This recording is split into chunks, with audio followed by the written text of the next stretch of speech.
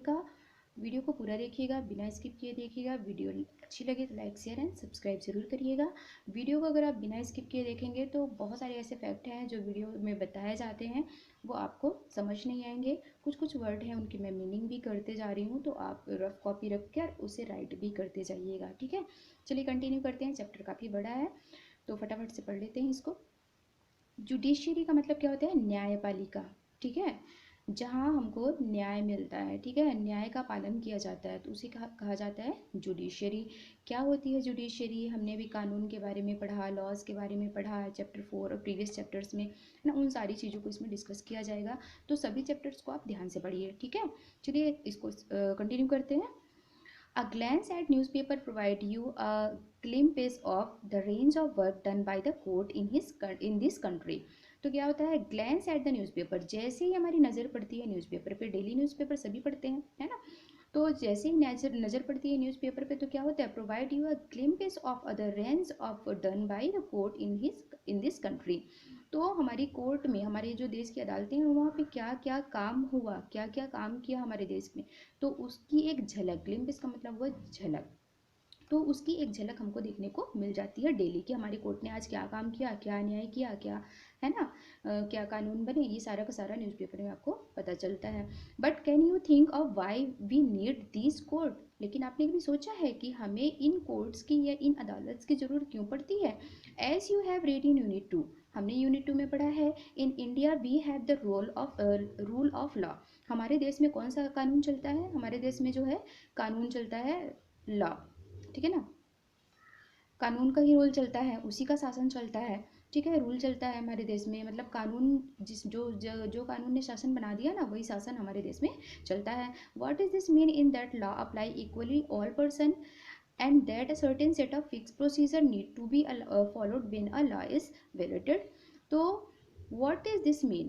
इसका मतलब क्या हुआ कि क्या ये कानून जो है, ये नियम जो है सभी लोगों पर इक्वली लगाया जाता है, and that a certain set of fix procedure need to be followed when a law is violated. जब भी कोई कानून का उल्लंघन करता है, ठीक है ना, तो एक जो फिक्स प्रोसीजर है ना, पहले से एक व्यवस्थित प्रोसीजर है, एक प्रक्रिया है लोगों पे वो लगाई जाती है, ठीक है ना, तभी कानून का पालन होता है, जो शासन होता है। To enforce this rule of law we have a judicial system. इन रूल्स को फॉलो करने के लिए हमारे पास क्या है? एक न्यायपालिका है, that consist of mechanism of court that a citizen can approach when a law is violated.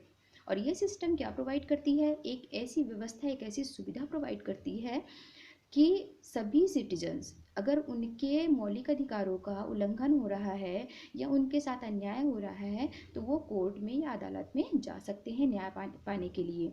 As an organ government, जो गवर्नमेंट है ना वो क्या है? एक सरकार जो है, एक अंग है जुडिशरी का, मतलब जो जुडिशरी है वो गवर्नमेंट का क्या है? एक अंग है। The judiciary play a crucial role in the functioning of the India democracy. Judiciary क्या है? न्यायपालिका क्या है? हमारे गवर्नमेंट का, हमारी सरकार का एक अंग है, इसलिए उसका भी एक इम्पॉर्टेंट रोल होता है, क्रूशियल रोल होता है कि वो डेमोक्रेसी के सारे काम अच्छे से करे, ठीक है ना, स्वतंत्र जो लोकतंत्र है उसको फॉलो करने में एक अच्छी भूमिका निभाए। It can play this role only because it is independent. लेकिन ये रोल वो तभी निभा सकती है, ये भूमिका तभी निभा सकती है जुडिशरी, जब क्या होगा? जब उसको स्वतंत्र प्रभार मिलेगा, स्वतंत्र रूप से काम करने दिया जाएगा, ठीक है। What does an independent judiciary mean? क्या मतलब है इंडिपेंडेंट जुडिशरी का? मतलब स्वतंत्र न्यायपालिका का क्या मतलब है? Is there any connection between court in your area and supreme court in New Delhi? जो सुप्रीम कोर्ट है हमारा वो कहाँ है? न्यू दिल्ली में है। और हमारे एरिया में जो कोर्ट है, जो कोई भी कोर्ट है या कोई भी अदालत है, तो सुप्रीम कोर्ट और अब उस कोर्ट के बारे में जो हमारे एरिया में है उनमें क्या दोनों के बीच क्या कनेक्शन है ना, क्या संबंध है? तो in this chapter you will be find answer this question. तो इस तरह के जितने भी क्वेश्चन हैं आपके पास, उन सभी क्वेश्चन का आंसर हमको इस चैप्टर में मिलने वाला है, ठीक है। अभी देखिए नेक्स्ट हमारा टॉपिक है क्या? What is the role of judiciary? First तो यही होता है ना कि जुडिशरी का क्या काम है, क्यों पढ़ रहे हैं हम जुडिशरी के बारे में, आखिर काम क्या है इसका। तो चलिए देख लेते हैं। Court take decision on a very large number of issues. जो कोर्ट होती है ना, अदालत होती है, बहुत सारे डिसीजन लेती है, बहुत सारी संख्या में डिसीजन उसको लेने होते हैं। They can decide that no teacher can beat a student. ठीक है ना। अदालत ये भी डिसीजन ले सकती है, ये भी फैसला सुना सकती है कि कोई भी टीचर अपने स्टूडेंट की पिटाई नहीं कर सकता। और about the sharing of river water between state, दो राज्यों के बीच में अगर कोई नदी बह रही है तो उसका पानी दोनों राज्य शेयर करेंगे, ऐसा भी रूल्स बना सकती है। और they can punish people of particular crimes, अगर कोई पर्सन है, कोई व्यक्ति है, वो कोई क्राइम कर रहा है, ठीक है ना, तो उसके लिए भी उसको पनिश किया जा सकता है, ऐसे रूल्स भी बना सकती है। Broadly speaking the work that judiciary does can be divide into the follow. अगर ब्रॉडली कहा जाए अच्छे से, तो जुडिशरी को क्या दो पार्ट्स में डिवाइड कर दिया गया। फर्स्ट क्या है, डिस्प्यूट रिसोल्यूशन, ठीक है ना। तो डिस्प्यूट रिसोल्यूशन का मतलब क्या है, डिस्प्यूट का मतलब होता है विवाद, ठीक है ना, तो विवादों को सुलझाना।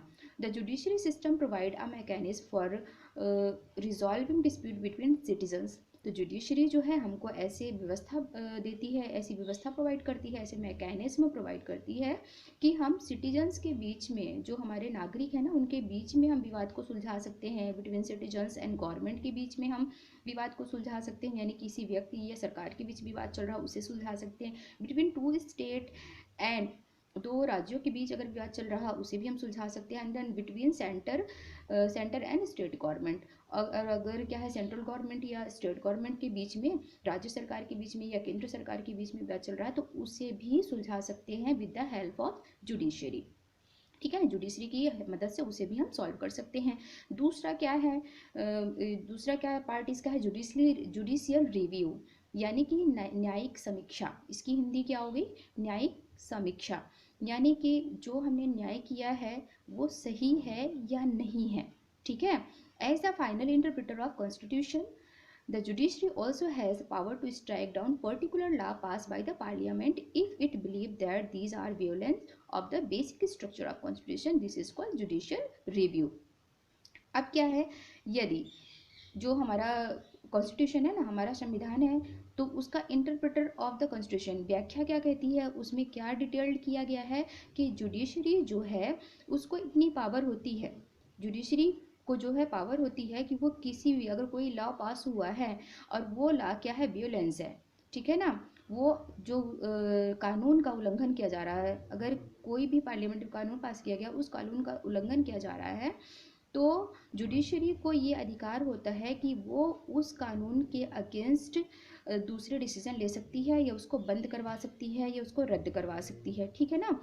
ठीक है, बेसिक स्ट्रक्चर के अगेंस्ट है, अगर जो हमारे संविधान का स्ट्रक्चर है उसके अगेंस्ट अगर वो कानून काम कर रहा है तो उसको वो रद्द करवा सकती है। This is called judicial review, इसे कहा जाता है न्यायिक समीक्षा, ठीक है।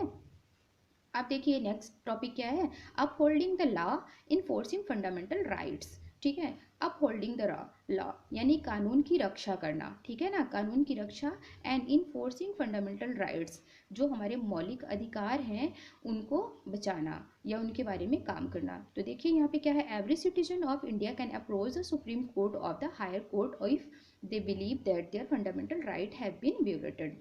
तो प्रत्येक जितने भी सिटीजन्स हैं, जितने भी नागरिक हैं हमारे भारत में, तो उनको ये अप्रोच है कि वो सुप्रीम कोर्ट या हाई कोर्ट में जा सकते हैं अगर उनके फंडामेंटल राइट्स का उल्लंघन किया जा रहा है, या उनके फंडामेंटल राइट या मौलिक अधिकार के साथ छेड़छाड़ करी जा रही है, तो वो क्या कर सकते हैं, सुप्रीम कोर्ट या कोर्ट अदालत में, हाई कोर्ट में, उच्च न्यायालय या उच्चतम न्यायालय में जाकर के, सुप्रीम कोर्ट में जाकर के उसके खिलाफ केस कर सकते हैं। फॉर एग्जाम्पल, यहाँ पे एग्जाम्पल दिया गया in the class 7th book, class 7 में की बुक में आपने पढ़ा होगा, यू रीड अबाउट हाकिम शेख, हाकिम शेख के बारे में हमने पढ़ा है। एन एग्रीकल्चर लेबरर हु, वो क्या थे, एक किसान मजदूर थे, who fell from a running train and injured himself, उन्हें क्या हुआ था, वो कहाँ से गिर गए थे, चलती हुई ट्रेन से गिर गए थे, और इंजर्ड उन्हें चोट लग गई थी, उनको खुद से चोट लग गई थी। And who condition god and whose condition got worse because several hospital refuse to admit him, उनकी कंडीशन काफ़ी ख़राब थी, रस का मतलब काफ़ी ख़राब थी, क्योंकि बहुत सारे हॉस्पिटल्स ने उनको एडमिट करने से मना कर दिया था, रिफ्यूज़ कर दिया था, मना कर दिया था।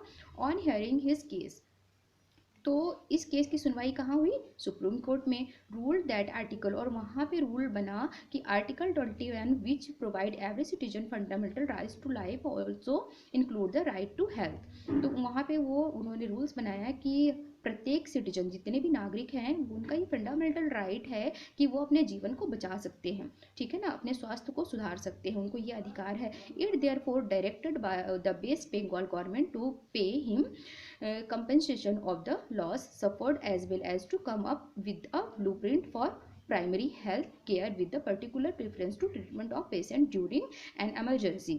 तो क्या हुआ कि वहाँ की जो वेस्ट बंगाल, पश्चिम बंगाल की जो गवर्नमेंट है, उन्होंने क्या किया, कंसम्पेशन भी उनको किया, जो मुआवजा दिया जाता है ना, कंसम्पेशन, कंपनसेशन, तो वो क्या हुआ, उनको मुआवजा भी क्या है दिया उन्होंने, वहाँ की सरकार ने। और उन्होंने रूल्स भी बनाया कि प्रत्येक नागरिक को है अपने जीवन बचाने का अधिकार है। और वहाँ के जो हॉस्पिटल्स हैं, वहाँ को ब्लूप्रिंट भी दिया कि प्राइमरी हेल्थ उनको प्रोवाइड करी जाए। अगर कोई भी ऐसा होता है, चोटिल हो जाता है या उसका एक्सीडेंट हो जाता है, तो उसको प्राइमरी हेल्थ प्रोटेक्शन उसको दिया जाए, ट्रीटमेंट दिया जाए पेशेंट को इमरजेंसी के दौरान। और ये जो रोल है ना, पश्चिम बंग खेत मजदूर समिति एज वर्सेस स्टेट बंगाल 1906 में ये रूल्स वहाँ पे बना। अभी देख लीजिए, सुप्रीम कोर्ट का ये डायग्राम है, यहाँ पे दिख रहा है, और ये वेबसाइट है, इस पर जाकर के क्लिक करके आप सुप्रीम कोर्ट के बारे में सारी इन्फॉर्मेशन इकट्ठी कर सकते हैं कि कब बना, कौन वहाँ पे इस समय अपॉइंटेड है, किस एरिया में है, कितने सुप्रीम कोर्ट्स है, ये सारी इन्फॉर्मेशन आप वहाँ से जा करके ले सकते हैं। सुप्रीम कोर्ट वाज कब बना, सुप्रीम कोर्ट हमारा 26 जनवरी 1950 को, 1950 को। और इसी दिन हमारा जो देश है ना, वो रिपब्लिक बना था, यानी कि गणतंत्र बना था। लाइक इस प्रोसीजर, मतलब जैसे कि क्या था, फेडरल कोर्ट हमारा कहाँ था, संसद के अंदर था 1937 एंड 1949 में क्या था, ये संसद के अंदर था। It was earlier located in Chamber of Princes in the Parliament House, it move it to present. और बाद में इसको, पहले ये भी था ना, हाई कोर्ट भी क्या था, उसी के अंदर था, संसद के अंदर था। और 1958 में इसे क्या कर दिया, अलग से बिल्डिंग दे दी गई, मथुरा रोड, न्यू दिल्ली में, ठीक है। होपफुली की वीडियो आपको अंडरस्टैंड हो रही होगी, समझ आ रही होगी, ठीक है ना। चलिए अगला टॉपिक जो है, इसमें देख लीजिए क्या है, what is an independent judiciary. अच्छा, स्वतंत्र जो जुडिशरी न्यायपालिका है, इसका क्या मतलब है, ठीक है। Imagine a situation in which a powerful politician has encroached on land belonging to your family. अच्छा, एक कल्पना करनी है आपको, ऐसी परिस्थिति आ जाती है, सिचुएशन आ जाती है, इन विच अ पावरफुल पॉलिटिशियन, कोई एक पावरफुल पॉलिटिशियन है, शक्तिशाली जो नेता है, तो वो क्या करता है, आपकी जो ज़मीन है, आपकी फैमिली की ज़मीन है, क्या करता है, उसको इनक्रॉस कर लेता है, उसको हड़प लेता है, या उस पर कब्जा कर लेता है with in this judicial system. तो क्या है, जो हमारा न्यायपालिका सिस्टम है, तो उसमें क्या है, जुडिशरी सिस्टम है, जो हमारा न्यायपालिका सिस्टम है, तो क्या है, politician has power to appoint and dismiss a जज फ्रॉम द ऑफिस। अगर उसको ये पावर मिल जाती है कि जुडिशरी को ये पावर मिल जाती है कि वो पॉलिटिशियन जिसको, जो वहाँ पे अपॉइंटेड है, जज जो अपॉइंटेड है, उसको क्या कर सकता है, अपनी इच्छा अनुसार डिसमिस कर सकता है, हटा सकता है ऑफिस से। When you take this case to court, the जज is clearly partial the politician. फिर आप अपना केस कहाँ लेके जाएंगे, अगर वो जो जज है उस एरिया में, उसको क्या करता है नेता, पॉलिटिशियन क्या कर देता है, डिसमिस कर देता है या हटा देता है, क्योंकि वो पावरफुल है, उसने आपकी ज़मीन हड़प ली, आपने केस किया वहाँ की कोर्ट पे, तो उसने क्या किया, जज को ही डिसमिस कर दिया। When you take this case court, अब जो वहाँ से आपका केस क्या हुआ, रिफ्यूज़ हो गया, तो आपने केस कहाँ लेकर के गए, आप उसको हायर कोर्ट में लेकर के गए। द जज is clearly partial two politician, लेकिन वहाँ भी जज क्या कर रहा है, पार्शियल बिहेव कर रहा है पॉलिटिशियंस के साथ में, मतलब पॉलिटिशियंस की ही हेल्प कर रहा है, आपकी हेल्प नहीं हो रही है। तो इस टाइप के जब काम होते हैं, तो the control that politicians hold over the जज does not allow for the जज to take an independent decision. तो जब क्या होता है, जज का कंट्रोल पॉलिटिशियंस के हाथ में होता है, तो जज कोई भी स्वतंत्र डिसीजन नहीं ले पाते, मतलब एक पार्शियल डिसीजन वो नहीं ले पाते, इंडिपेंडेंट स्वतंत्र डिसीजन, यानी कि निर्णय तो वो नहीं ले पाते। This lack of independence would force the जज to make all judgment in favour of politicians. इस केस में क्या होता है कि अगर उनको स्वतंत्रता नहीं मिलती है, तो मजबूरी में जज को सारे जितने भी डिसीजन हैं, जजमेंट हैं, जितने भी न्याय हैं, वो किसके फेवर में लेने होते हैं, पॉलिटिशियंस के, नेता के फेवर में लेने होते हैं। Although we often hear of rich and powerful people in India trying to influence the judicial process. और ये हमने कई बार सुना है, आपने भी सुना होगा कई बार न्यूज़पेपर वगैरह में या घर पे डिस्कशन में या कोई ऐसी न्यूज आई हुई कि अक्सर ये होता है कि जो रिच लोग होते हैं ना, बड़े और पावरफुल शक्तिशाली लोग होते हैं, वो कई बार अदालत का मिसयूज़ करने का कोशिश करते हैं ना। उनको अपने पैसे के बल पे या अपने या पावर के बल पे क्या करते हैं, उनकी प्रोसेस में दखल देते रहते हैं, उनको भड़काते रहते हैं कि मतलब उनको धमकी देंगे कि हम ऐसा कर देंगे वैसा कर देंगे करके, है ना, पावर का यूज़ करके। और जिस वजह से क्या होता है, वो रियल में क्या है, करेक्ट डिसीजन नहीं ले पाते। The Indian constitution protect against this kind of situation by providing for the independence of judiciary. तो क्या होता है, हमारा जो भारतीय संविधान है ना, तो इस तरह की प्रॉब्लम्स को प्रोटेक्ट, इस तरह की सिचुएशन को हैंडल करने के लिए क्या करता है वहाँ पे, इंडिपेंडेंस ऑफ द जुडिशरी। तो जो न्यायपालिका है उसको स्वतंत्र ताकत दे रहा है कि स्वतंत्रता से वो अपने काम कर सके। किस लिए, अपने कॉन्स्टिट्यूशन संविधान को बचाने के लिए, रूल्स रेगुलेशन को बचाने के लिए, प्रोटेक्ट करने के लिए, ठीक है ना, और लोगों को एक अच्छा न्याय मिले इसके लिए। तो one aspect of this independence is separation of power. Aspect का मतलब होता है पक्ष, ठीक है ना यहाँ पे। तो इसका एक पक्ष ये भी है कि इन दिस इंडिपेंडेंस की जुडिशरी को स्वतंत्र रखने का जो एक पक्ष ये भी है कि सेपरेशन ऑफ पावर, यानी कि शक्तियों का बंटवारा। सेपरेशन ऑफ पावर क्या हो गया, शक्तियों का बंटवारा। This as you read in chapter first, हमने चैप्टर फर्स्ट में पढ़ा था, इज अ की फीचर। की फीचर में हमने पढ़ा था ना, कॉन्स्टिट्यूशन के जो की फीचर होते हैं, फेडरेशन वगैरह हमने पढ़ा था। What this mean here is the other branches of government, the legislature and executive. इसका मतलब क्या है, इसका मतलब ये है कि जो गवर्नमेंट की अदर ब्रांचेस हैं, जैसे विधायिका हो गया और कार्यपालिका, लेजिस्लेटर क्या होगी, विधायिका होगी, और कार्यपालिका क्या होगी, एग्जीक्यूटिव होगी, कि not interfere in work of judiciary. तो जुडिशरी के काम में ये कभी भी दखल नहीं देंगी, ठीक है ना, कि ये जुडिशरी है जो न्यायपालिका के काम में कभी भी विधायिका और कार्यपालिका इंटरफेयर नहीं करेंगी। This court are not under the government. ये जो जुडिशरी है ना, ये किसी सरकार के, पर्टिकुलर सरकार के ना अंडर में काम नहीं करती है, अधीन होकर के काम नहीं करती। Do not act on their behalf, और ना ही उनके पक्ष में कोई फैसला लेती है, ना उनकी ओर से कोई काम करती है, ना तो ये सरकार की तरफ से काम करती है, ना ये सरकार के लिए काम करती है। इसका क्या होता है, स्वतंत्र प्रभार होता है, अपने डिसीजन ये खुद ही ले सकती है, ठीक है।